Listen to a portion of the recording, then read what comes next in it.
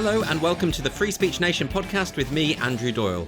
Today, my guest is the fabulous James Lindsay. James is a writer and a mathematician with a background in physics. He is the founder of New Discourses, which is an initiative which seeks to help people to understand the new movement of critical social justice. He's also the author of Cynical Theories, a book that he wrote with Helen Pluckrose. How universities made everything about race, gender and identity, and why this harms everybody. He's also the author of another book called How to Have Impossible Conversations, a very practical guide, which he wrote with a former guest, Peter Boghossian. We had a fantastic conversation. We spoke about critical race theory, intersectionality, the new religion of social justice and the linguistic games that its practitioners play, and the importance of satire, and what you can do to push back against this new illiberal and intolerant trend. So thank you very much for joining me. I feel like I've already had Helen Pluckrose on the show. I've had Peter Boghossian on the show. I feel like I've now secured the full triumvirate of grievance studies hoaxers in having you on the show because, of course, together you all collaborated and you hoaxed a number of academic journals into publishing papers which were frankly ludicrous. Perhaps you could just talk us through what happened there for those of us who don't know about that story. Sure. Yeah. So in 2017 and 18, Helen Pluckrose and Peter Boghossian and I, we'd been taking a look at the gender studies literature and the other literature in fields that we might call theoretical humanities, which are more or less humanities disciplines butting up against the social sciences, pretending, I'd say, to be social sciences with none of the academic rigor. And we saw a problem there. We suspected that there was a corruption actually in how they produce scholarship, and so that they were not producing legitimate scholarship. We thought, well, better way to both expose this and test this than to write a bunch of fake articles. And in fact, we tried to write as many as we could in a year. We succeeded in writing 20, which is rather a lot of academic articles. And so we submitted them to the highest ranking academic journals that we could, high ranking feminist philosophy journals, feminist geography, believe it or not, that exists, feminist social work, that also exists. And so we submitted these to these journals and tried to see what would happen. And so basically what we did was we started with these kind of preposterous conclusions and worked our way to them and worked in as much either silliness or absurdity or even kind of heinous or vile kind of stuff. So we had a paper about, dog sex that concluded with that we should train men the way that we train dogs to prevent rape culture. That when we started again, like I said, we started with the conclusion and worked our way there. And then secondly, we had these kind of vile papers. We had a paper about education where we said we should chain students, white and male students, by identity factors. We should chain students down to teach them a lesson about privilege. And that, they were very warm and receptive to that. We had another paper that we rewrote a chapter of Hitler's Mein Kampf and removed Hitler's Our Movement, meaning the Nazi Party, the rise of the Nazi Party, and replaced it with intersectional feminism, but retain the mood, retain the language to the greatest degree possible, given that it can't get caught as plagiarism if they checked. And so, all three of those that I just mentioned were accepted for publication. And so, in fact, 7 of our 20 papers were accepted for publication. 7 further were still under peer review. Probably 4 or 5 of those would have had a serious shot at getting accepted. And I think what we ended up showing, in fact, is that peer review in these disciplines works the way it's intended. But the problem is that the peers are corrupt, because at the beginning, we wrote 6 papers that just were absolute garbage. They were total hoaxes. We didn't engage with the literature. We didn't do any due diligence. We just wrote nonsense with non sequiturs and every other thing. And we actually got called out by a reviewer who saw it for what it was. He says, "You didn't engage with the literature. I don't think you even read some of these papers you've cited.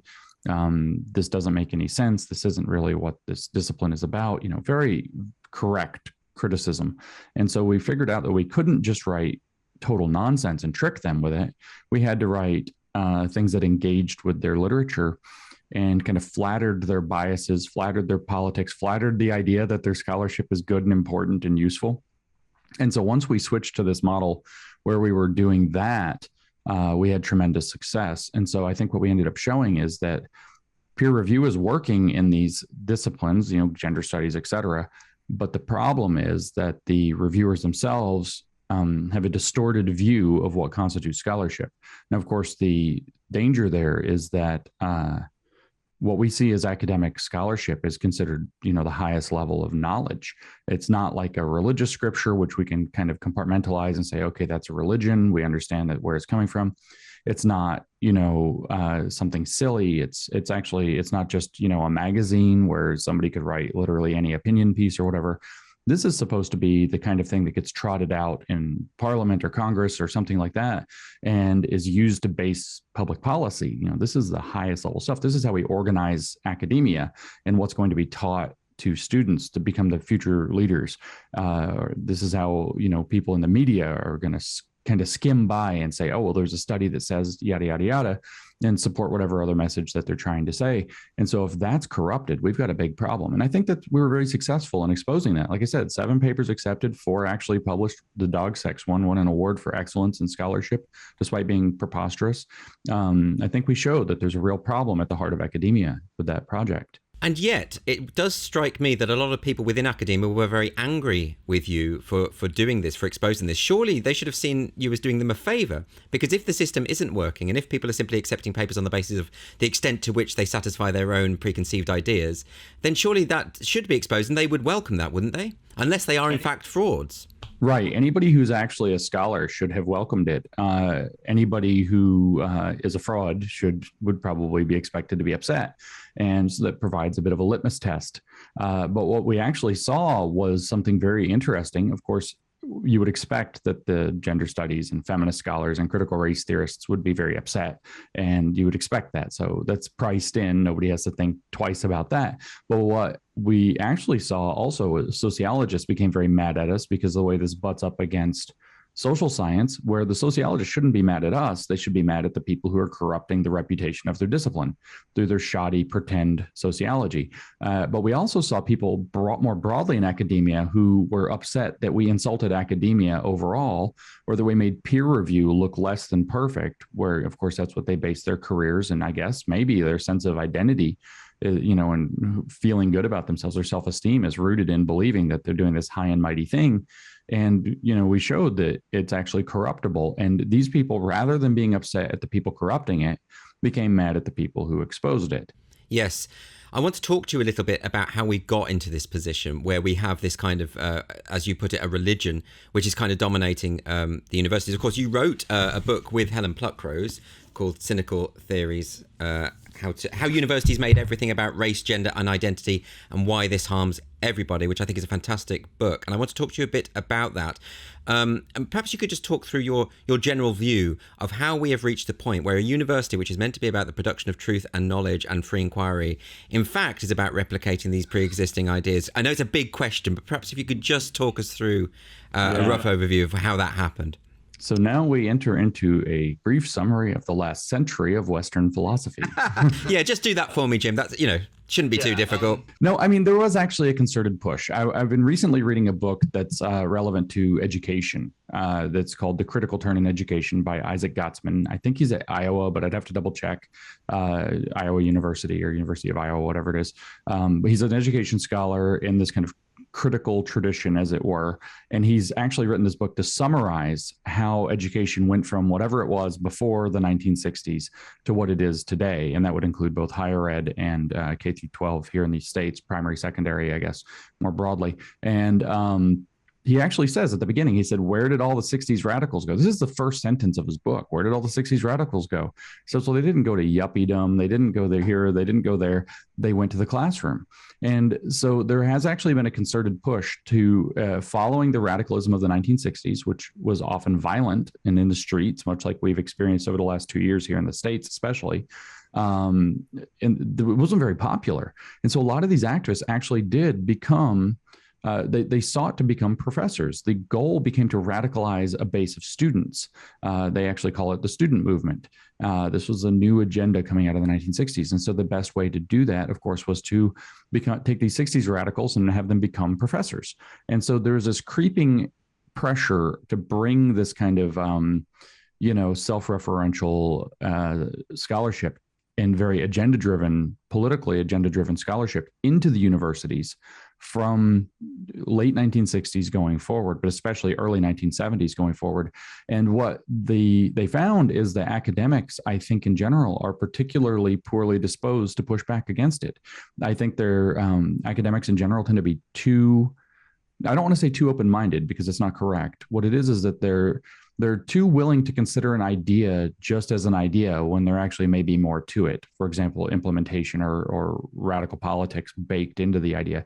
They're too willing to spend virtually an infinite amount of time debating about words and what words mean, rather than realizing that the intentionally double meaninged terms are being implemented in ways while they're arguing about the meaning of words and whether the ideas are good or bad. Another trait, and I hate to put it this way because it's a tragedy that we have to say this, but that academics tend to be too charitable to ideas. They say, oh, well, it must be the absolute best meaning that one could take out of these ideas must be the one that we should be focusing on, where in fact it could actually be the worst one that's intended. In a sense, this is a battle about language and about the meaning of words, because whenever I've had this again and again. So for instance, say in the late 2010s, when lots of activists were claiming the word woke for themselves and describing themselves as woke, and now they revise that history and say we never did that, it's just a right-wing slur that's been applied to us.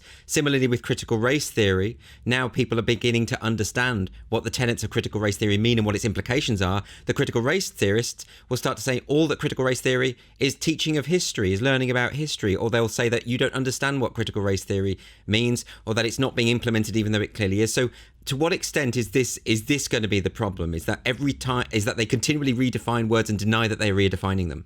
That's exactly what it is. This is actually a battle about language, exactly what it is. Herbert Marcuse, even very explicitly in the 1960s and early 1970s, said that we must, in fact, create a second language. He even called it the alchemy of the word in order to do radical politics. When I say the we, I mean his movement, which was briefly called the New Left, and it became what's now, again, Isaac Gotsman calls it the academic left. Yes. So people understand it's the Frankfurt School you're talking about.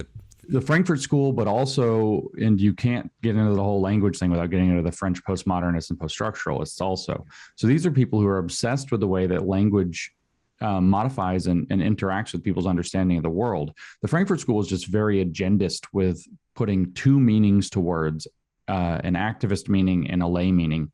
And so they will, for example, press the lay meaning, get their way, get it approved. Oh, we just want more diversity. Nobody, who in their right mind would ask, what do you mean by diversity? Nobody. They're like, oh yeah, diversity. Okay, that's good. We all know what that word means. You're going to look stupid to ask what it means, but then it has a very activist definition underneath it that once it becomes policy, the activist stricter definition becomes applied. And then of course with the postmodernists, their view became, with Jacques Derrida, for example, was so extreme that words don't technically mean necessarily anything. And the meaning of a word is almost like Humpty Dumpty in Lewis Carroll's Alice in Wonderland. The word means whatever the person not saying it intends it to mean, but rather the person who hears it also. So both of them have a complete subjectivity about what the meaning of the word is.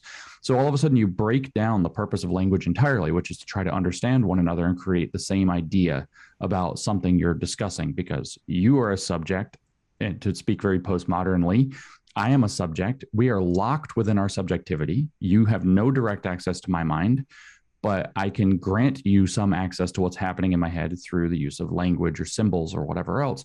And they understood that this is the case and then completely muddied the water, taking it away from the idea that we're going to use communication to create a shared intention about the world and to put it into everything's kind of up for grabs, morass of language means what everybody who experiences it and uses it intends it to mean as, or receives it to mean as that's happening, and it can change at any moment. But they ultimately know, and like Marcuse laid this out very clearly, Frankfurt School, Marcuse, in the 1960s, we must create, he said, a second language that carries the radical agenda hidden within the word. He didn't say it in exactly those words, but that's what he meant. The other Frankfurt School guy said the same thing, by the way. Max Horkheimer said that it's not possible to conceive of the liberated world in the language of the existing world. And so you have this whole idea of creating what the Catholic philosopher Joseph Pieper called a linguistic pseudo-reality, where an entirely different interpretation of the world that's mediated through putting politics into the meanings of words themselves. So you're seeing a kind of conflation, I suppose, of the Frankfurt School and the French postmodernists who have this obsession with the idea that our reality is constructed through language, or at least our perception of reality is constructed through language. Right. And so in a sense, if you can control it or destabilize it, then you will win. And in fact, I suppose the challenge for us then to push back is to effectively to restore the primacy of shared definitions as a means to discuss these issues and to give some very specific examples so that people understand what you're saying. I think phrases such as anti-racist, for instance, would be a very good example, so that ostensibly that sounds wonderful. We're all against racism. Therefore, this gets taken up as policy, as it is being in schools in the UK, in government departments. It is being taken up because people think it just means being opposed to racism. And then you realize it doesn't mean that. And actually what it means is quite the reverse in a way. It means what people used to mean by reverse racism in a very real way, but that's not the totality of the meaning, because it means that you have to reify racial categories and then kind of, as Ibram Kendi phrased, it's best to just say it in their words. Ibram Kendi on page 19 of How to Be an Anti-Racist explains that the only remedy for past discrimination is present discrimination. The only remedy for present discrimination is future discrimination. That's a direct quote from his book. So in other words, being an anti-racist includes understanding racial categories and discriminating, but it's obvious he doesn't mean to continue, say, to discriminate against blacks as we did under Jim Crow and segregation. He obviously means to do it in the other direction in a kind of remedial or reparational sense, and a reparative, I guess is the right word there. So that isn't what people think they're taking on board. Oh yeah, I'm against racism. I'm going to be an anti-racist. They don't think it means taking on discrimination. Yep. With Robin DiAngelo, who is also very famous anti-racism crusader, she explains it's a lifelong commitment to an ongoing process in which no one has ever done. And it's all self-reflective and self-critical and confessional. And people don't realize they're literally joining a kind of anti-racism cult under her purview. No one is ever done. That's an intense commitment. And she says you must engage in social activism. You must constantly engage what she calls social position, which means how is my identity related to the systems of power that they believe organize society. And that's a lot more to take on than to think that racism is bad and we should, not only not engage in it, but also should, if we see our friends or other people doing it, we should say, don't do that. That's not cool. Like, cut it out. Or it's not what it means. It means something very much more specific. To what extent do you think that this is a kind of deliberate ploy? One of the examples I often come back to is this idea of whiteness. And I hear academics always talking about whiteness. And then when you challenge them on it, they will say they're simply talking about an oppressive power system, a structure that is in place. And it's not to do with skin color necessarily. Right. But then you hear them in the next sentence, they will use it quite explicitly to do with skin color. To give a specific example, when the Resisting Whiteness conference was on in Edinburgh, they had a segregated space for black people. And they also said in the Q&A afterwards, white people wouldn't be allowed to ask questions. So clearly whiteness to them does have something to do with skin color when it suits them, and then when it doesn't. So in other words, they can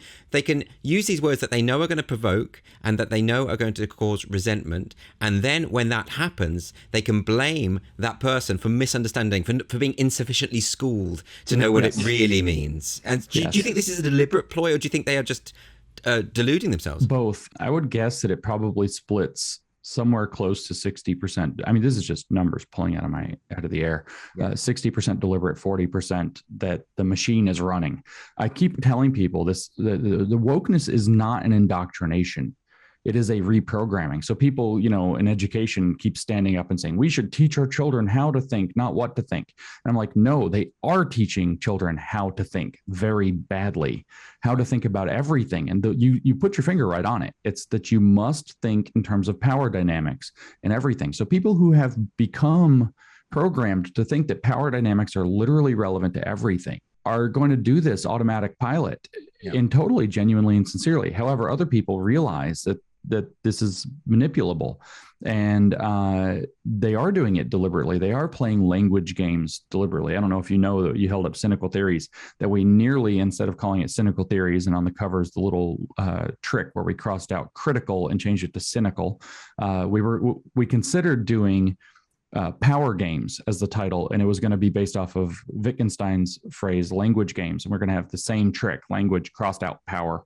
And so there is a significant degree to which this is being done deliberately, but there's also, if you think about the world totally in terms of power dynamics and totally in terms of winning any exchange to gain power and get through it, then if that's literally you've been programmed to think that way about the world, then you will do it automatically without a deliberate, malicious, Machiavellian kind of application of it, regardless of the motivation. The thing that you've pointed out is actually occurring in virtually every situation. Let's just delve a little more into this idea, because I think what you're describing, it's almost a kind of the way that a theologian might attempt to rationalize a deity into existence through overcomplicated theorizing and language games. And because with the critical race theorists, for instance, and this common thing that they'll say, well, you haven't read Delgado, you haven't read Crenshaw, you don't fully understand the intricacies, therefore you cannot talk about this. And it strikes me that is similar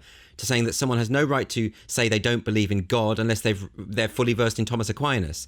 And it's not true, because actually the fundamental premises of critical race theory are quite readily graspable. They're not actually that hard. I mean, obviously it's very, there are books and there are nuances and there are complexities that you could delve into endlessly. But actually the fundamental ideas are things that we can, as individuals, grasp and the layman can grasp and decide whether or not to reject it. So maybe just to counter that, perhaps you could just briefly try and explain what are the core aspects of critical race theory that we can all get hold of and we can all choose to accept or reject. Critical race theory is advantaged by making people believe that it's complicated. Yeah. I like to say that it's a mud puddle the size of one of the Great Lakes.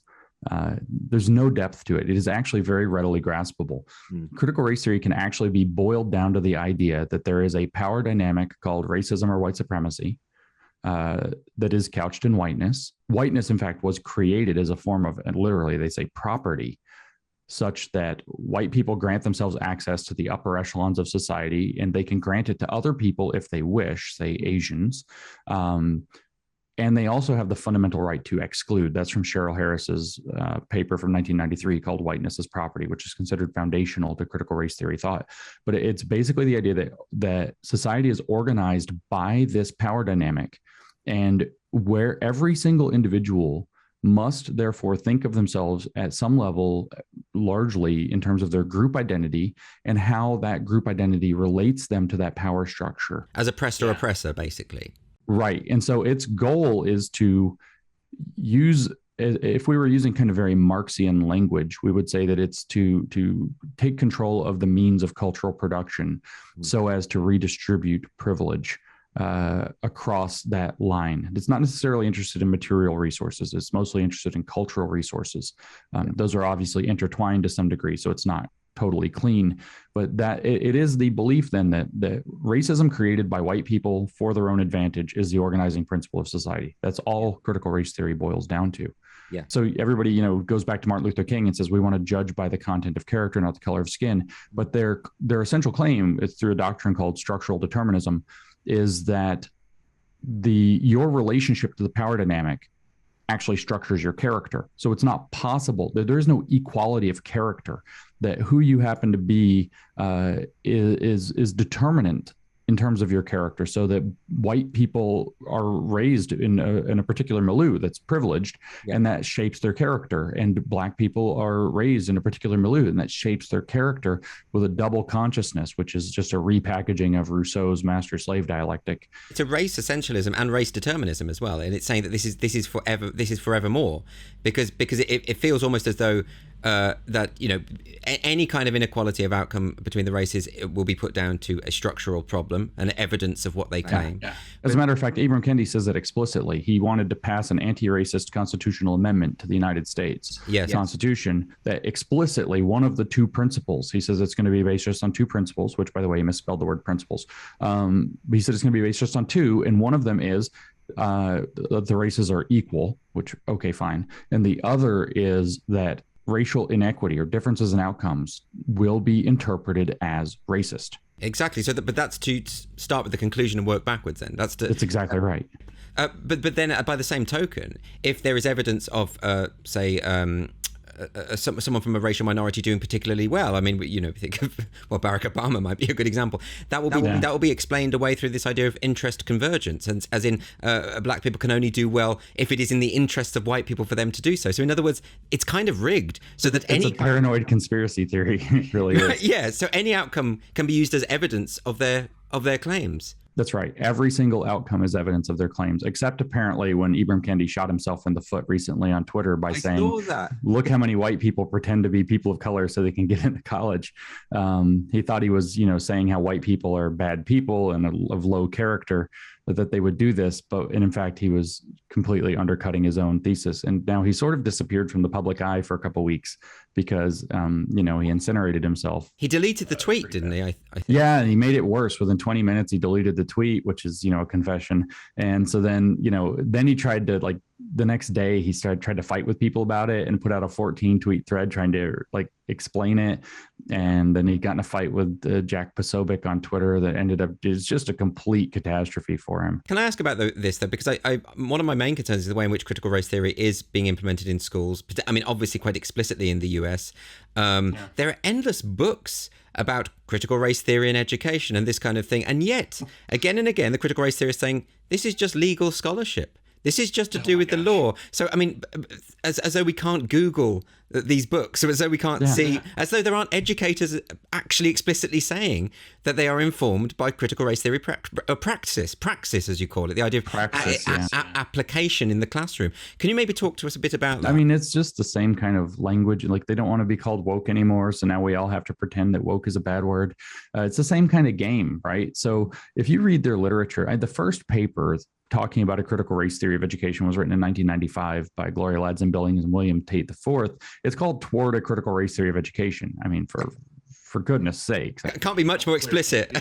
And then, everybody says, well, you haven't read Delgado. Delgado and Stefanczyk wrote Critical Race Theory and Introduction on a high school level, published first in 2001. Why would you write a book on a high school level if it's not meant for high school students? The second paragraph of the book, in the first section, which is titled What is Critical Race Theory?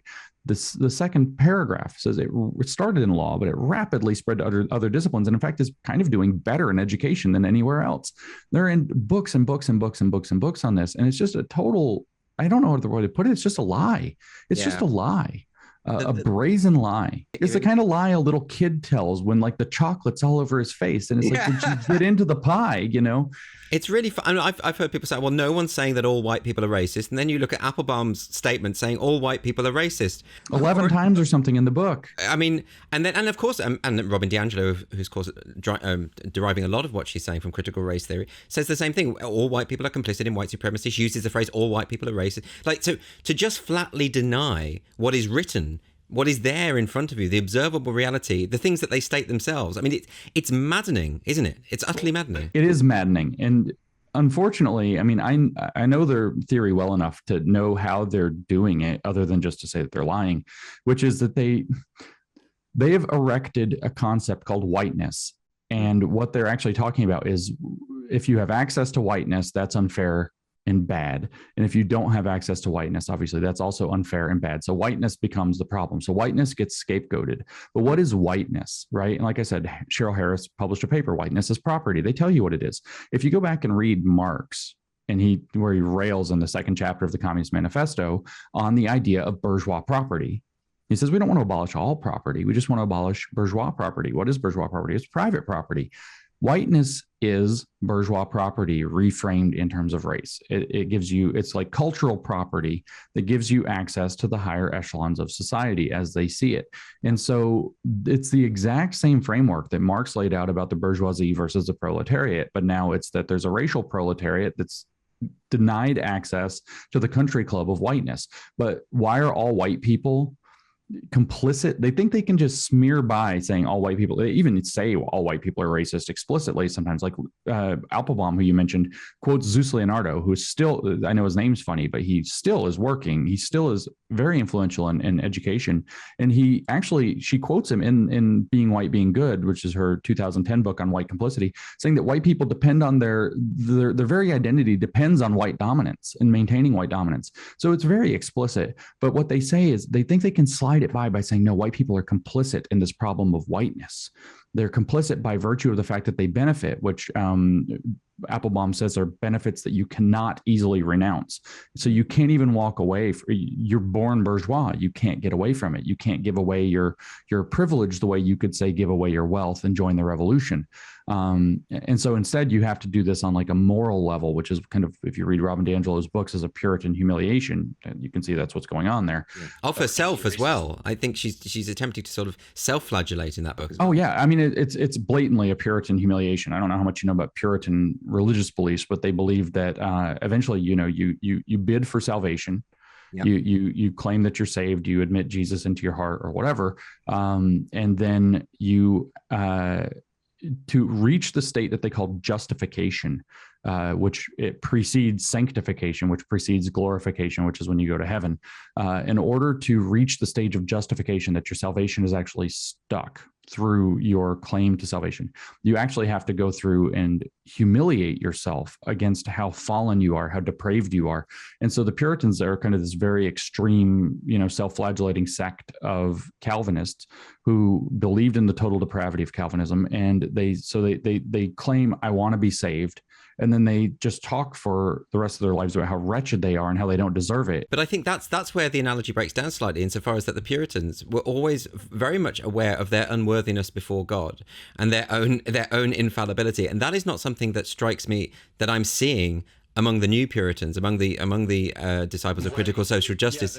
They have this certainty. See themselves as the elect, whereas in Calvinist theology, nobody knows who the elect are, even if you are elect. That's my point, because I'm actually writing about this at the moment. I'm using Puritanism as an analogy more than anything, because I see it because we have this culture where they do demand a moral purity as they see it, and so the analogy is helpful in terms of explaining it.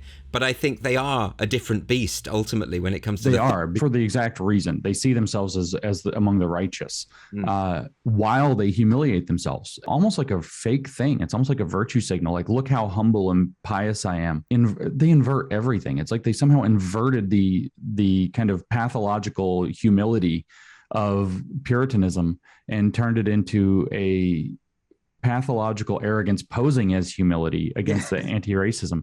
By the way, since you mentioned something earlier, and I forgot to say something about this, you mentioned, that this reminds you of a theologian, like using language to spin a God into existence and reify and then deify something. And, I don't think enough people understand this, that if what we're seeing in a sense is very pagan.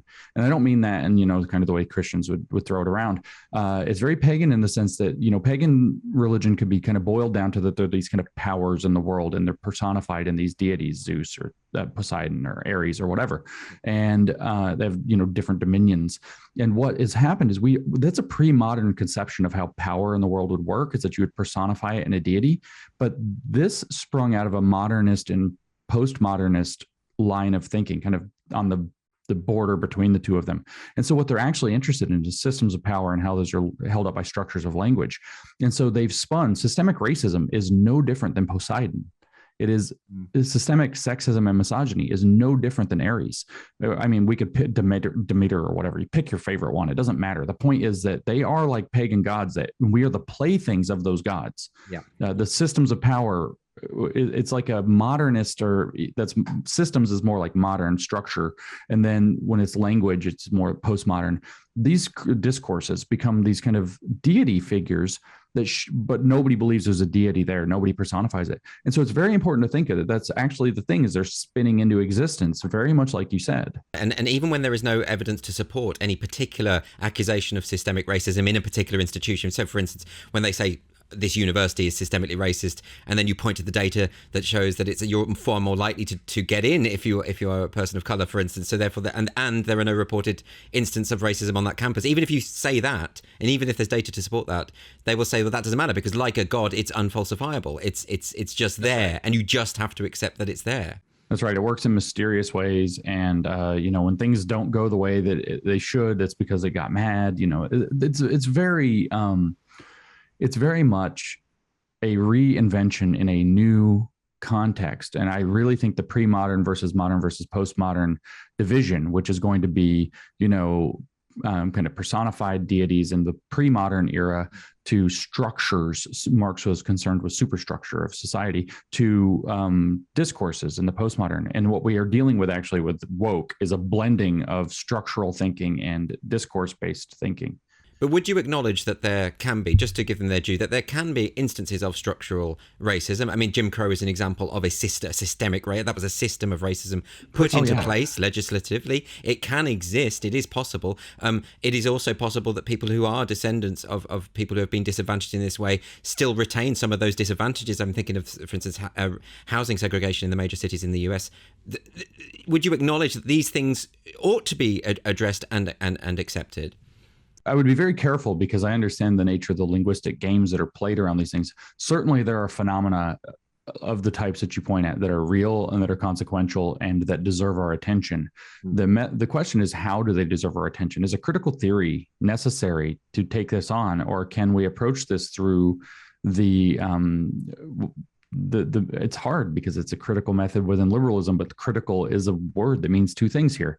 Can you approach this from the liberal tradition, for example, that we've had over the last 250 years throughout the West, and address those problems, say, based on evidence, based on, let's do some trial and error and see what actually works, what actually succeeds. And my answer then is there are certainly phenomena that are occurring that do not render everything equal. This is, I think, quite clear. The question is how are we going to go about analyzing it, and how are we going to go about addressing it, where that first analysis merits addressing it, because some things are better left alone. Some things are, and they'll work their way out naturally. Not all things. They like to accuse, conservatives, for example, just want to ignore problems, and that's how they fester. Not always. Some problems actually, letting it blow over is sometimes the correct thing. Letting it work its way out naturally is sometimes a correct thing. Sometimes it's not. Sometimes an intervention is necessary. And then so if we deem an intervention is necessary, then what is the right intervention? What is the right approach? And it doesn't seem that critical theory of, say, race or whatever offers any realistic solutions, right, or even a fair analysis. Like we've all heard of now, I think it's been popularized, at least on social media, the so-called univariate fallacy, where you kind of condense everything to one variable. Yep. And everything has to be understood in terms of that one variable, which is a terrible way to do analysis in a complicated situation like sociology. There are probably thousands of variables that are relevant, and there are at least dozens. And just a quote from Gloria Ladson-Billing and William Tate in that paper I mentioned, the Toward a Critical Race Theory of Education, they say that critical race theory exists. And I quote exactly, with italics on the word to make race, italics, the construction for understanding all inequality. So in other words, it is fundamentally reductive. It is just saying we can simplistically explain everything by reducing it to this one variable, which is race. For which they have no solutions. Their solution boils down to give us all the power, let us administer the situation into an equity state, and eventually we can believe it will become spontaneous, at which point we'll have justice. Yeah, but all the evidence seems to suggest that when these ideas are implemented, it makes things worse. It makes the things they seek to address even worse. And this is why, if you understand it, is Marxism reframed in race and Bolshevism in application, with a vanguard party of elite that are going to guide us through the transition. It becomes very simple. And Lenin said, accelerate the contradictions. He said, Lenin, the people are starving. Accelerate the contradictions, comrades. When the contradictions become more and more and more apparent, then we'll move forward through socialism into communism. Here, when the contradictions become more apparent, then we can force more equity down people's throats, and it'll eventually become justice. It's the same model. But and yet they will completely reject the liberal approach to redressing inequality on the grounds that racism still exists, and they say therefore, well, liberalism has failed. The project. Oh, it's so much worse than that. I actually read this when we were together in London a few years ago. This is straight out of a book by D'Angelo called Is Everyone Really Equal? And so she says that these movements, meaning, the liberation movements, feminism, gay rights, Black power, critical theory, postmodernism actually are all listed. These movements initially advocated for a type of liberal humanism, individualism, freedom, and peace, but quickly turned to a rejection of liberal humanism. The ideal of individual autonomy that underlies liberal humanism, the idea that people are free to make independent, rational decisions that determine their own fate, was viewed as a mechanism for keeping the marginalized in their place by obscuring larger structural systems of inequality. In other words, it fooled people into believing that they had more freedom and choice than societal structures actually allow. Literally a conspiracy theory about how society operates. Well, it robs of free will, of the very possibility of any kind of agency. I note, actually, I was rereading White Fragility recently, and she always uses these metaphors about swimming in waters, the waters of culture, that we're the metaphors of fluidity, and it's like we're just being bounced this way and that against. There's nothing we can do to change society. But of course, what the liberal project, what social liberalism has proven, is that we can make progress. We've seen it since the civil rights movement, and to deny that because we haven't reached a utopian world where racism doesn't exist, that strikes me as an incredibly myopic stance. Not only that, it's stupid. Stupid. It's just stupid. That metaphor about the water, that of course comes from that old saying, that old story where two fish, a parable or whatever, two fish are swimming along, an old fish and a young fish, and the one fish says to the other fish, the something about the water, is nice today or whatever, and the young fish says, "What's water?" Because he's just immersed in it and doesn't know what's there. Like, I can wave my hand right now and feel air. Like, we're not that stupid. You actually, like, if you were in water swimming around, you would feel the water. If fish or octopi maybe are, intelligent enough to be able to articulate their experience of the world, if they would definitely understand water. And in fact, as they would like to point out, they would probably have thousands of words for different, densities and temperatures and flows of water. They would be very aware of water. It's exactly the opposite as their very childish metaphor. And that very childish metaphor that they press into their service is the basis of their entire worldview, which just reveals it's, again, is it complicated? No, it's as deep as a mud puddle. But is it even a mature way of viewing these very important and complicated problems? No, it's a very immature way. It's literally based on childish analogies and the ossification of prejudices and stereotypes that were relevant 70 years ago and have been, but decreasingly relevant since. And in addition, I suppose it's the demonization of anyone who dares to challenge their view. I think this is because, you've repeatedly made the connection with Marxism, and I think this is one way. This is dangerous territory in a way, because people will say, because when we talk about the way Marxism took a cultural turn, and the focus was no longer on money and economic inequality, and now it was on identity groups. And the problem with saying that is, and then you have the phrase cultural Marxism. Well, the phrase cultural Marxism has been used by anti-Semites, and has got baggage, this kind of anti-Semitic baggage. However, I note that some of the people who use the term, they really don't mean that. They really don't. They're talking about something different, and yet they will be accused of therefore being fascist. And so how do you talk about this sort of the Marxian foundations of this thought without opening yourself up to accusations of anti-Semitic conspiracy theorizing? There's so many things to say. First of all, I'll just point out, if you don't know, Wikipedia used to have a pretty good entry for cultural Marxism that acknowledged and discussed the anti-Semitic conspiracy theory, but also mentioned at least two other meanings of the term, one of which is the one typically associated with the movement that started in the 1910s and 20s by the communist thinkers George Lukács in Hungary and Antonio Gramsci primarily there are others as well. Yeah. Gustav von Schmoller was probably, for example, involved in laying some of the groundwork, but Antonio Gramsci in Italy. And so there was a movement to shift analysis out of economic issues into cultural issues. That movement explicitly stated as well. It's very explicitly stated. Yeah. So Wikipedia's covered that up now. If you go to Wikipedia and you type in cultural Marxism, it just takes you to a page called Cultural Marxism Conspiracy Theory. It just talks about how it's anti-Semitic. So again, we have this redefinition and trying to hide the fact. How you avoid being accused of it is actually by having spent long enough, like I have, to be able to tell the actual story. That, no, there are these characters. George Lukács, go look him up. History and Class Consciousness is this book he wrote. Go look at it. And you can see there was this idea, this shift out of, they openly said Marx was wrong about some stuff, but not everything. And we still want to get to the revolution. And so they focused on high culture versus low culture and the role that middle culture or pop culture plays. And this is what the so-called Frankfurt School really took up with. And we often refer to that as neo-Marxism. And then it didn't turn identity political or attach cultures to identities until much later. It didn't turn identity political until the late 1960s when Marcuse said, whoops, capitalism has stabilized the working class. We need to find that energy, that revolutionary energy somewhere else. Where is it? Liberation fronts, ghetto population, that's his words. So the racial minorities, sexual minorities, feminists, unemployed, outcasts from society, radical outsiders, and the students, the radicalizable students. So that's going to be our new cobbled together. He even calls it the new working class explicitly, meaning the new radicalizable proletariat.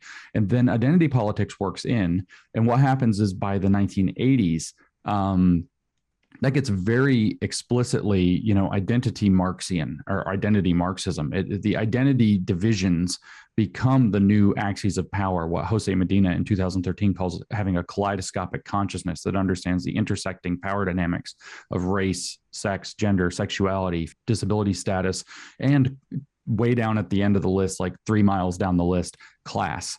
And how they or interact. Often not mentioned at all, just elided every now and then. Yeah. But it was the postmodern turn where people like Foucault said, that knowledge is culturally contingent, and that cultural groups have their own beliefs about what is knowledge and what isn't. And, the postmodernists had imported a lot of the kind of very early cultural anthropology that was extremely cultural relativistic and wrong. And in that. And so that when postmodernism started to get infused in the 80s is when you actually have this turn to identity groups being identified with cultures, and those cultures being, controlled or determined by these systemic power dynamics that the neo-Marxists laid out before.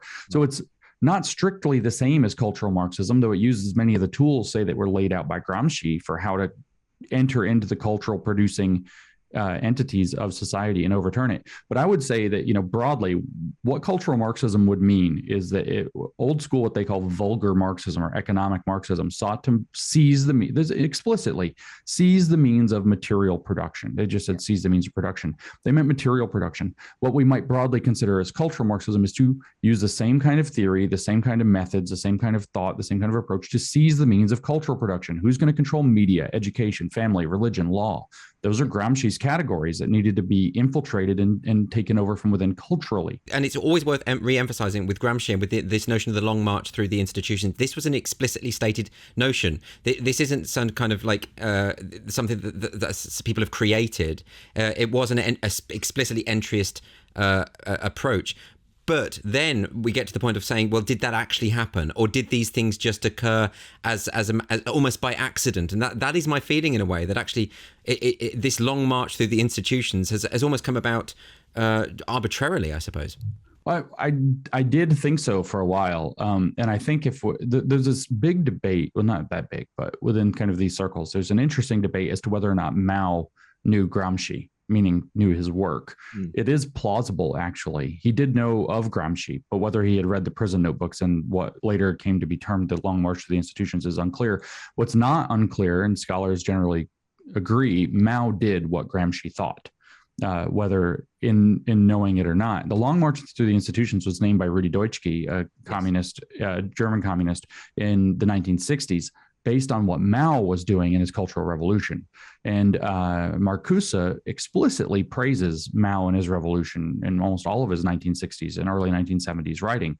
I do think Marcuse was an evil guy, but I don't think he was necessarily evil here. I think he was ignorant of the atrocities of China. I suppose what I'm saying is, though, that we can explain this stuff without having recourse to conspiratorial thinking. Is what correct, but I don't think we should actually throw all of the conspiratorial thinking out of the window, because there was a deliberate movement within, say, the Weatherman Underground for all of them to become K through 12 activists after bombing things turned out to be publicly unpopular.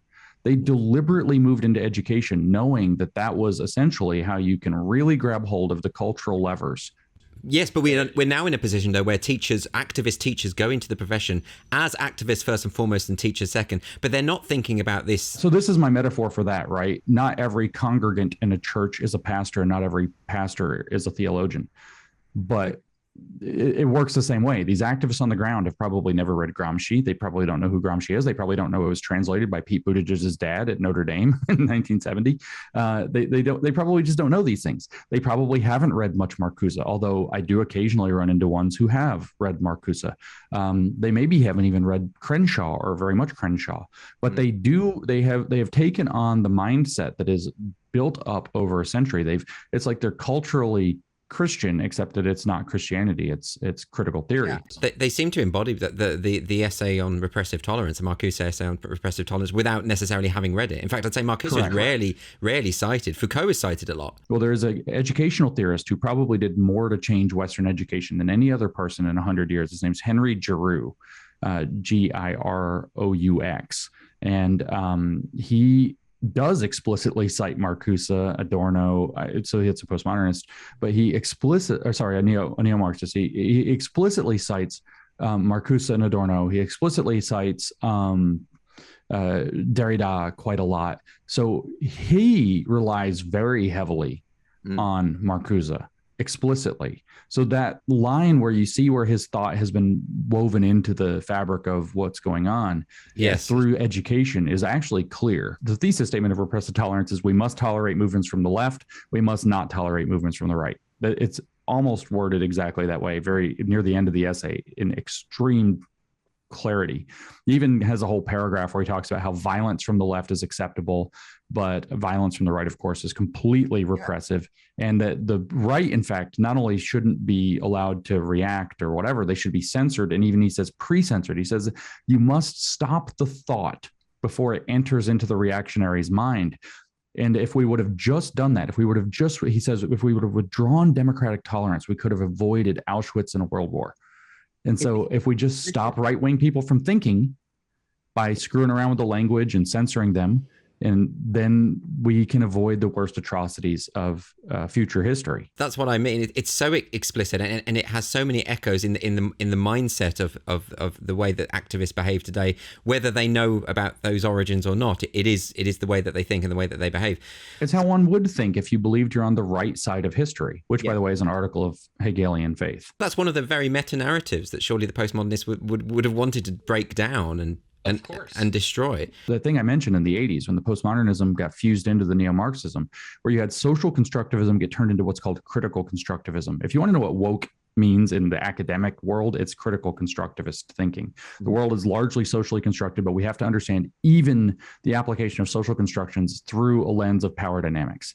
And so what actually happened there was, you can read this explicitly in Kimberly Crenshaw's 91 essay, Mapping the Margins, is that they say, well, identity categories are imposed upon those oppressed by them. So deconstructing them, it can only take place. That's a privileged perspective. The person in the oppressed perspective couldn't possibly deconstruct these things. So we now have to think, oh, well, if identity category, racial category, for example, is imposed upon us by a power structure that exists, that's a critical theory, even though it's socially constructed, we have to act as though it's real. And in fact, we have to lean into it. So Crenshaw openly rejects the civil rights movement by advocating, we have a choice between I am black and I am a person who happens to be black. And she criticizes I am a person who happens to be black by saying it strains for a certain universality. And she says, in effect, saying, I am first a person, which, of course, is true. You are, in fact, first a person. And then she says, though, that if we lean into I am black, it's an anchor for subjectivity and a fruitful site for a meaningful politics of identity. So it's very clear what has happened there and why it reifies race and leans back into these categories. And it's because it's politically useful to them. So what all of these theorists have in common is this idea that they have this certainty that they are on, as you put it, the right side of history, and therefore they can legitimately say violence from the other side is violence. Violence when we do it is not. Words from the other side are a form of violence, etc. They can do all of this, but we and I often hear, in fact, the Karl Popper paradox of tolerance thrown up in this case.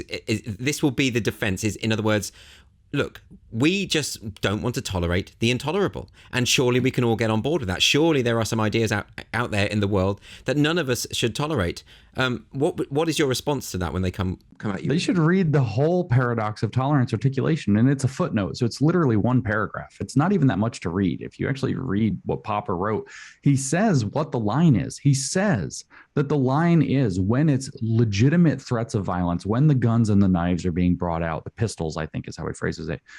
He says when you he gives three, if I remember correctly, three different categories. One is that it's actually, at the verge of tipping into violence. Then you have something you must respond to. He also says that it's when when an opinion can no longer be held in check by basically public opinion. We can't kind of exclude it by the soft power of the Overton window. When it's starting to grow and fester and get too powerful, then you have to worry about intolerance.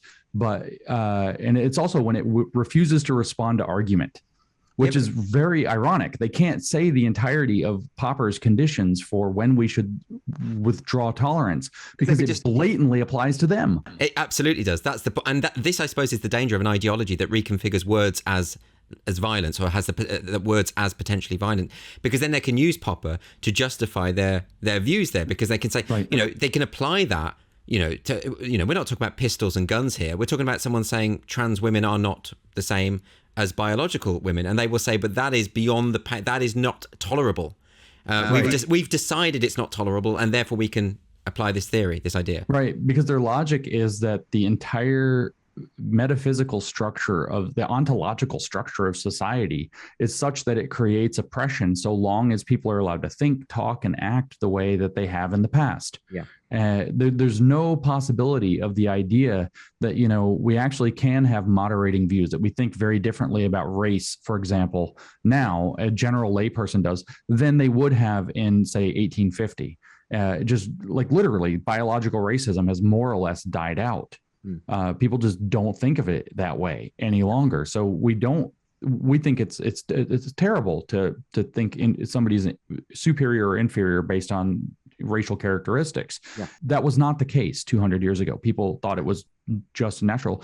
And so literally they thought it was like how the world works. And so now you have this completely different paradigm that we operate in, and they believe, no, that can't possibly change without revolution, because the entire point is to get to a revolution in which they get to reorganize who's the elites and in control of society, which conveniently gets to be them because everybody else is a chauvinist or a racist or a sexist or something.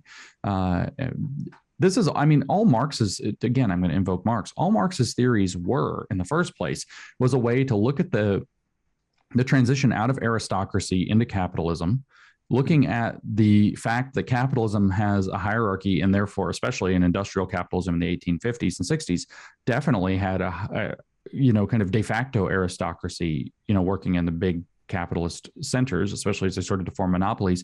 And what he said is, no, what we want to do is we want to go back to an aristocracy that I'm in charge of, but we're going to call it socialism.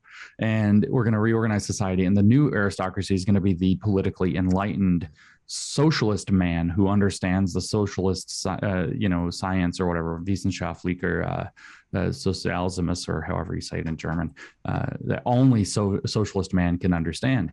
And so it's just the attempt to reorganize a new aristocracy of people who they believe are politically and spiritually enlightened into the true structural workings of the world. It's a cult. I see them as the clergy. They the ones with the unique. Just as they are the only ones who are qualified to detect the power structures because they've read Crenshaw, etc.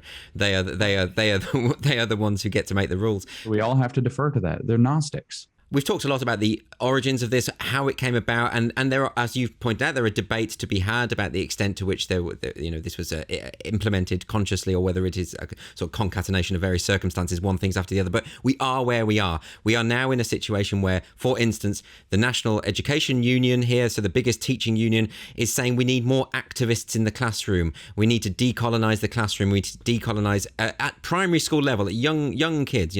That's happening. Those people won't have read. They won't probably even read Mackintosh on white privilege or any. They won't have read all these texts. They don't know where it's come from.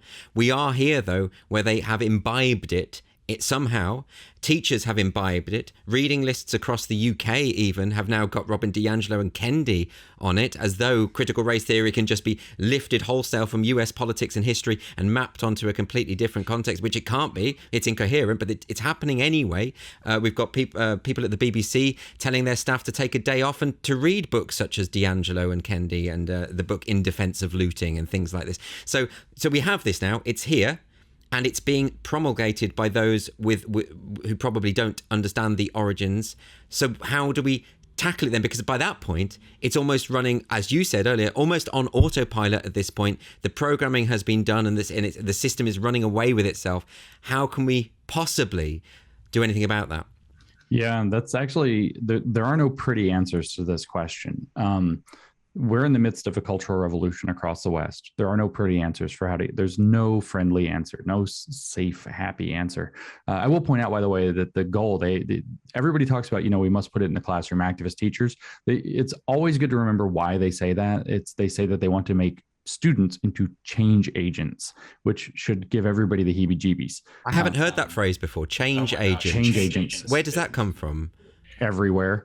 It comes from Marxism. It comes from Marxism is what it comes, but that's their favorite term for what they're trying to produce is change agents out of. I don't know how I've missed that one. No, it's so nasty, so Orwellian.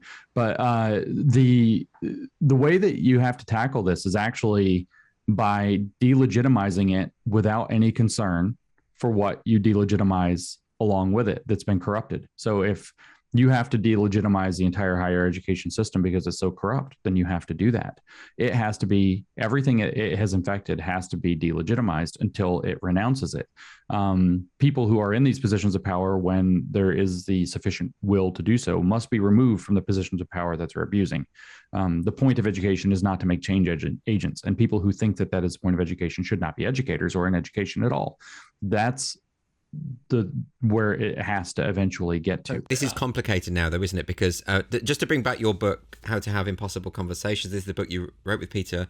Yes. Now, I from what you're saying now, it sounds like maybe your stance on this has modified to a degree, because within that book there is a belief. Ultimately, there is a faith in humanity. There's a faith that we can employ the liberal method, the Socratic method.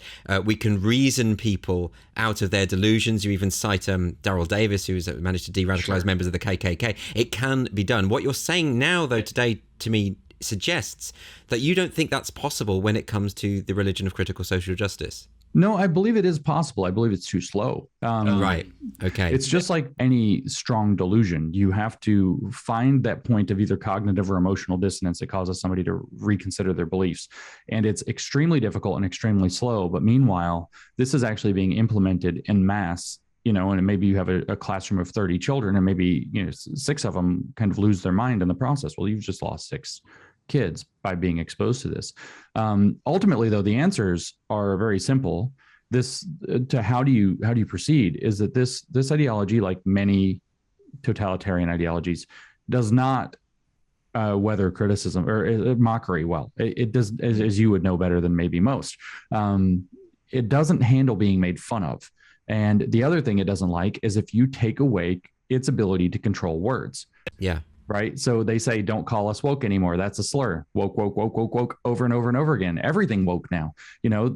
Let's Go Brandon here in the US as they're trying to classify it as hate speech. So what do? You chant it at every sporting event you can possibly imagine. Yeah. You make it, you cannot let them control the linguistic and rhetorical field in a practical, that's like, I guess, internet trolling level activism or whatever, but in a more practical, polite society, liberal circumstance, what you do is even for everyday sounding words, you demand clear definitions and you refuse to incorporate activist language. If they want to say, we have this policy, we want to add the words and to focus on diversity. Well, you say, well, what do you mean by diversity? Or you just refuse to, no, we don't need those words. It's already implicit. But how do we do that when the people who are implementing the policy don't understand the words they're using? So they'll say things like, this supermarket is now an actively anti-racist supermarket. And you can go to the managers and say, what the hell do you mean by that? And they won't really be able to tell you. Ultimately, that's what I hate to use kind of a lame phrase, but that's what it actually boils down to, is that a very much larger proportion of people have to become aware that their language is being subverted out from under them and it's being used to manipulate them.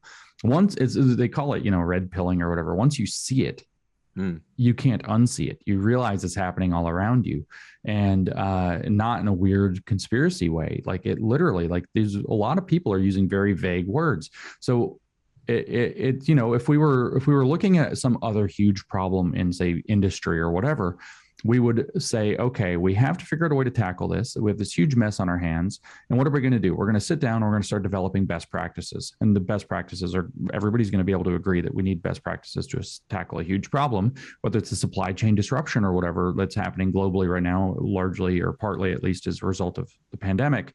how are we going to do this? Well, we need best practices to deal with these, shipping backlogs. We need to organize a strategy. Well, best practices for dealing with woke incursions turns out to be that you must become aware that anything that sounds like a woke specialist term or that's in their kind of orbit of terminology that they use carries an activist agenda and therefore has to be defined very clearly in a way that accords with some other value set. You must not let them control the linguistic terrain. What are the terms people should look out for in particular? I mean, obviously, the big ones are going to be things like anti-racist, diversity, equity, and inclusion. I think one of the biggest watchwords that people tuck into things is transformative. Transformative is a kind of Marxian watchword. I'm wary of the word community at this point. If anybody's talking about community, they're trying to create kind of a shared sense of identity that somebody's going to be the spokesperson for. Well, yeah, I mean, we hear that all the time with the LGBT community. I don't think such a thing exists. I don't think it can exist. No, it's preposterous. It's like the way they used to do this in the atheist movement. They tried to talk about the atheist community, and it's like, what are you talking about? What are we bound by? But is it also about standing up and actually challenging it? I mean, when for instance, when the mayor of London claims that London is a systemically racist city, as he did, no one challenged him on that. No one said, what exactly do you mean by that? And had they done so, I doubt he would have really been able to. In other words, I think he's parroting the language of this discourse without having any sense of what it means. That's correct. So you definitely have to challenge them every single time. And you have to put them on the spot to give the definition. As a lot of people saw that viral video of Kendi where he was directly asked, what do you mean by racism? And he just gave this very circular definition. It's when racist people do racist ideas to make racist policy was his definition of racism, which I thought he was just caught on the cuff, by the way. But no, it's actually the first sentence of How to Be an Anti-Racist. He actually put it in writing when he had time to think about it too. But to force them to say something that's obviously shallow or absurd or confused, or in fact to force them to double down and do something preposterous and go much further. Or if, for example, in the United States, another one right now, of course, Pete Buttigieg, as Secretary of Transportation, came out and said that our roads and bridges are racist. So of course, a lot of people mocked this, but there's unfortunately a kernel of truth behind it, which is that, in fact, many of the roadways were designed with racist intention behind it. So one way to challenge that is that, well, who designed that? Whose idea was it? Oh, whoops, those are all Democrat plans, and to kind of throw it back. And I hate to make it directly like kind of in a vulgar sense political, but when people are thinking in terms of power and sides, you do have to kind of like put it back on them a bit and play that game. And it has to happen over and over and over again to force them to stumble in public. This is, I think, part of why Joe Biden doesn't take questions after his declarations he makes now, because he knows if he gets challenged on these things, his team knows it's not going to go well. It's certainly in hiding during the election campaign. It was quite striking, wasn't it, when he was actually quite rigorously questioned after the withdrawal from Afghanistan, because he couldn't handle it. He wasn't used to it. This is something that just didn't happen to him. No, exactly. And I mean, when we live in postmodernity and we're dealing with actors who understand postmodernity, you have to understand that they understand symbology, semiotics. They understand representation and imagery. And so maintaining, a president implementing a very radical agenda in multiple domains. So the image to keep him looking as safe and grandfatherly and kind of, separate and tired and whatever else, all that conveys an image that, oh, he can't be that dangerous, And so this is all kind of very intentional, but he also obviously, this stuff is indefensible when it's getting implemented. It's literally indefensible. It's often in violation of our most cherished values. And so, this is the kind of behavior that you see to avoid getting put on the spot, which means, I have this kind of, friend now on the internet. I haven't met him in person, Jesse Kelly. And Jesse, is one of his things that he says repeatedly is he's always talking about the communist. And he says, whatever the communist loves, that's what you must attack. Well, what do they love? They love controlling the linguistic terrain. Attack that. Don't let them control it. They love controlling children. Don't let them control children. They love having power. That's what they obsess over. Don't let them have power. Whatever they love, take it away from them. So on a practical level, though, do you accept that is easier said than done, because it is yes. It's so deeply embedded, and something, because I'm writing about this at the moment, it's on my mind. I'm very much trying to make what I write accessible and not to get caught in the weeds too much of the theories, because actually that's what they want to happen. They want it to become incomprehensible, and actually we can make this simple, and we can sort of help people and empower people to stand up to it. But I think people are just so scared of entering this world of jargon and obfuscation when actually we can boil this down to some very basic things. In other words, activists shouldn't be in the classroom teaching your children their ideology. That shouldn't be happening, and you should be, right. And you can take a stand, and you don't need to be an expert in these theories and these books. You can do it on a matter of principle, is what I'm saying. Right, and I can't stress enough that satire is the eternal enemy of ideology. And so kind of mockery of their use of language, for example, just to make it's hard to turn up the absurdity. This is actually, it turns out that Marcuse, even in the 60s and 70s, was writing, oh yeah, we need to take on a very clownish form to our approach. Judith Butler very explicitly said, to embrace a politics of parody, so that it's very much so, clownish and whatever. Why? Because you can't satirize that which is already satirized, in a sense, self-satirizing and aware of it. So they tried to put up this shield against irony and against satire. But the truth is when I actually read a book about how kind of, these linguistic manipulation kind of totalitarian ideologies come up and how they rise and fall. And it actually said, that, there is the language, that's a first language. And then the activists create kind of a double meaning second language that they use in parallel. And then eventually what happens is that the society catches on and they start derisively and mockingly use the terms. Yes. So you could think of, it's all the very dry, dark humor of the Soviets, or you can even think of like Yakov Smirnoff with his whole bit. It was like, in Soviet Russia, tank does you, or, just reverse everything. And so what it was actually start to do is to use their specialist language back against them. I guarantee you watch, you would know. Titania knows they can't abide it. They not only can they not abide it, they don't understand it. I mean, the obvious recent example, I did a Titania McGrath live show in the West End recently, a couple of weeks ago. Daily Mail gives it 5 stars, says it's hilarious. The Guardian gives it 1 star, says, what are we laughing at here? So even starts talking about the ableist language, not at all attempting to understand what's being done here, because because we're laughing at them. And they sent Titania to review the show. It's perfect. It's the best. It turns out this is the way. That's a very effective thing. And what that actually does is it seems that's not very, liberal. Well, first of all, Voltaire, come on. Yes, it is. But it opens the way for the more serious people, say in parliament or in corporate boardrooms, to be able to do what they need to do. But it also deflates. I mean, I think honestly that we had the Civil Rights Acts in the United States passed in the 1960s, and obviously racism did not go away. In the 1970s and 80s, though, what you started to see was a massive rise of comedy. Picking. If you look at what the Black comedians of the 1980s were doing in early 1990s, and I guess late 1970s, if you look at that, and then you look at this critical whiteness studies, which is to generate an awareness of what it means to be white, and that white has a culture, and that, it's not the archetype of humanity as it's phrased in some of the woke literature, that it's just funny too. Or for the woke, though, it's shameful, but for the comedians, it was funny. It opened up the ability for people to poke fun at themselves and to relax assumptions. And I think that did more to dissolve racism than so much else serious, because now the people going into the boardroom or going into the Congress or going into the parliament or whatever, they know that joke in the back of their head. They watched it on TV too. They laughed at themselves already. And now, when you've deflated yourself a little bit, you're going to approach an issue differently. Right. And I actually think that that's the key. And the same thing has to happen here. That racism was a supremacy movement. It's an ideology. It is. This race is better than that race, or that race is worse than this race.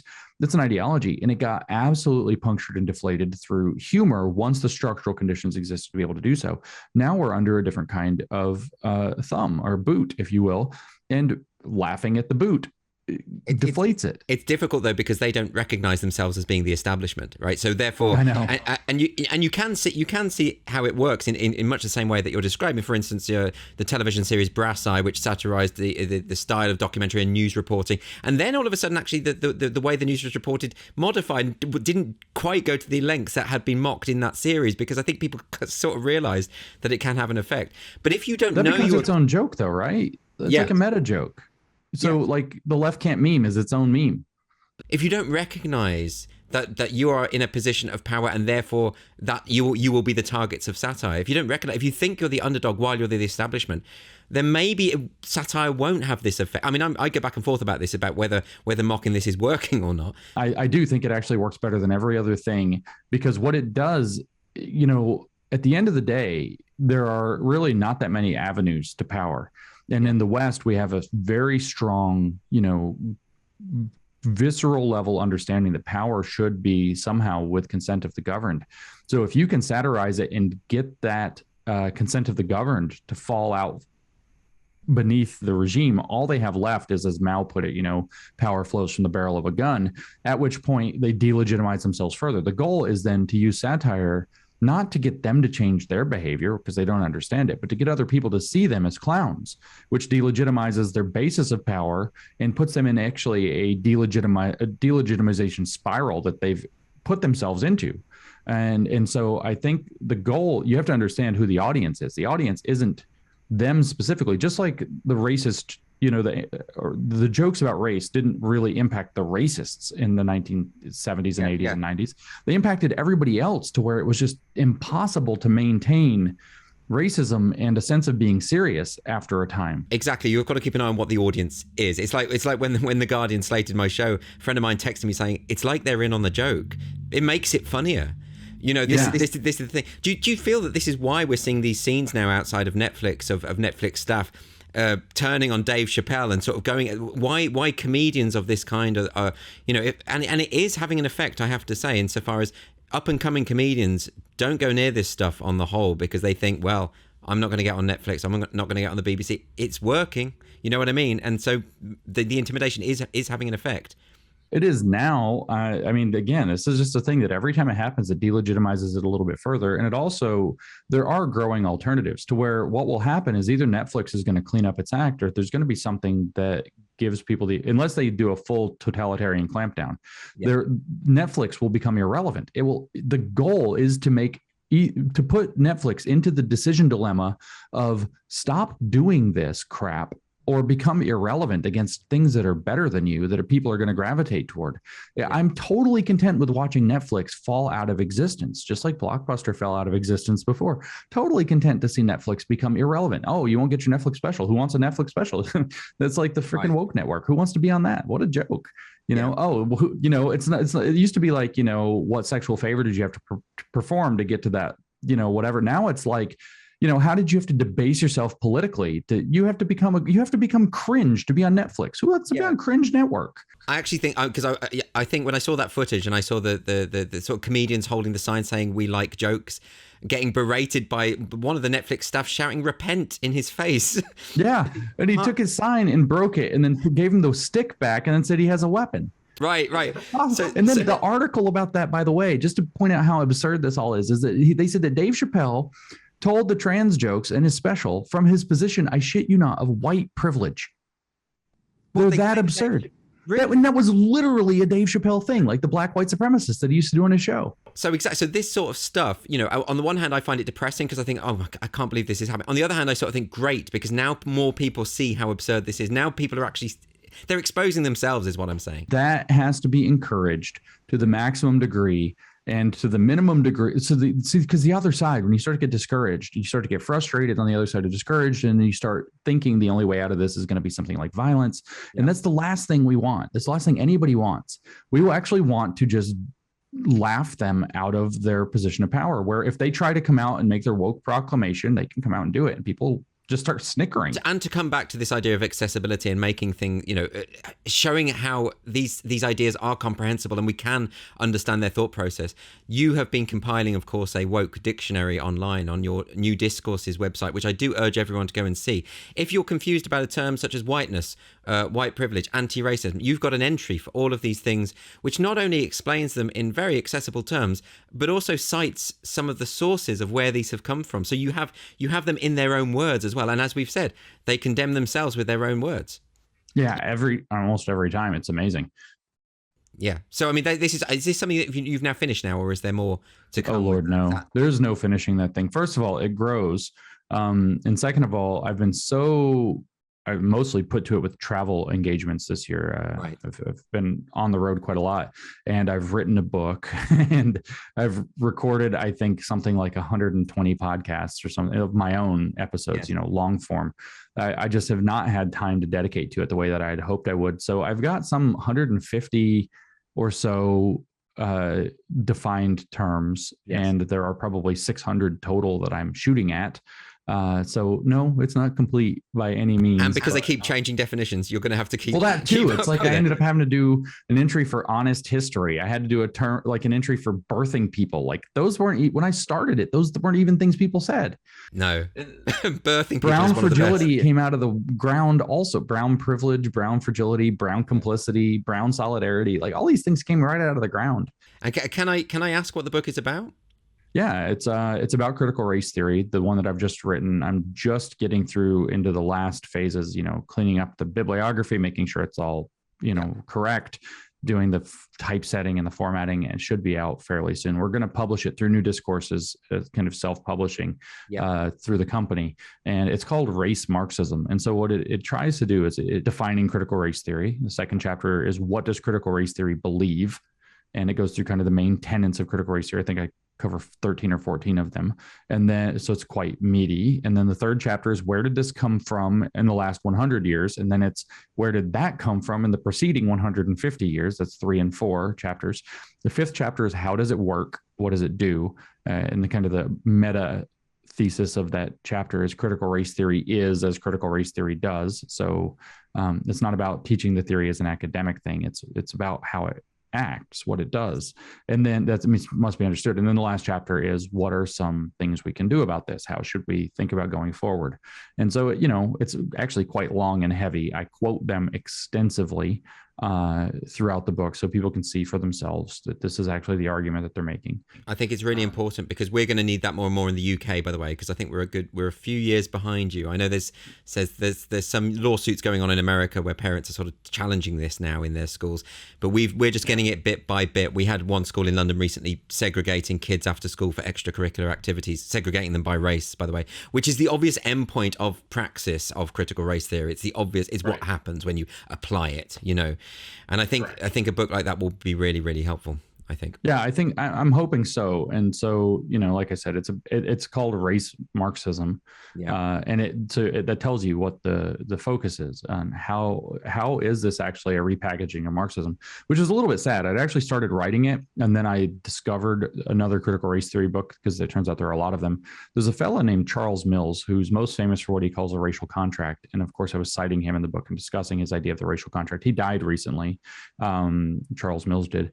And I understand he was a very nice human being, but he died recently. But he had a book in 2003 or something that's literally titled "From Class to Race."